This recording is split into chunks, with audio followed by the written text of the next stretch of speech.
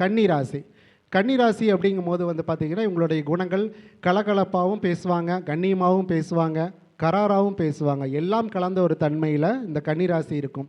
பொதுவாகவே இந்த மிதுனம் கன்னிராசிக்காரர்களுடைய அதிபதி புதனாக வர்றதுனால இவங்களுக்கு உறவினர்களை விட நண்பர்கள் கூட தான் அதிகமாக டைம் ஸ்பெண்ட் பண்ணுவாங்க.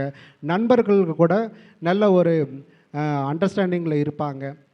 இந்த கன்னிராசிக்காரர்களை பொறுத்த வரைக்கும் இந்த 2026 எப்படி இருக்குது அப்படின்னு வந்து பார்த்திங்க அப்படின்னா, கண்டகச்சனி ஆரம்பத்திலே இருக்கிறதுனால சில சில பிரச்சனைகள் குடும்பத்தில் இருக்கும். இருந்தாலும் கூட இவங்களை எடுக்கக்கூடிய முயற்சி நல்ல வெற்றி அடையக்கூடிய ஒரு காலகட்டமாக இருக்குது. அதே சமயம் வந்து பார்த்திங்கன்னா, திட்டமிட்டு சில காரியங்கள் சக்ஸஸாக செஞ்சு முடிப்பாங்க. கன்னிராசிக்காரர்களுக்கு பழைய கடன்கள்லாம் கொஞ்சம் அடையக்கூடிய ஒரு அமைப்பு இருக்குது. கன்னிராசிக்காரர்கள் கணவன் மனைவிக்குள்ளே ஒற்றுமை ஏற்படுத்திக்கணும். மனம் விட்டு பேசி சமாதானமாக போய்க்கிறது குடும்ப வாழ்க்கையில் அவங்களுக்கு பிரிவினை இல்லாமல் நல்ல ஒரு முன்னேற்றத்தை கொடுக்கும். கன்னிராசிக்காரர்கள் உத்தரம் நட்சத்திரத்தில் பிறந்தவங்க வந்து பார்த்திங்கன்னா, ஒரு முறையாவது திருவண்ணாமலை போயிட்டு வந்தாங்கன்னா ரொம்ப நல்லாயிருக்கும்.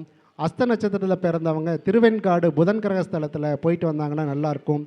சித்திரை நட்சத்திரத்தில் பிறந்தவங்க மதுரை மீனாட்சி அம்மனை வழிபாடு செய்யும் போது இந்த கன்னிராசிக்காரர்களுக்கு வாழ்க்கை சிறப்பாக இந்த அமையும். 2026 அப்படிங்கிறது இவங்களுக்கு கன்னிராசியை பொறுத்த வரைக்கும் அவர்கள் படக்கூடிய கஷ்டத்திலிருந்து விடுபடக்கூடிய ஒரு நல்ல வருடமாக இருக்குது. அவங்க எதிர்பார்த்த வெற்றி கிடைக்கிறதுக்கு கஷ்டப்பட்டாவது அதை அடைஞ்சிருவாங்க.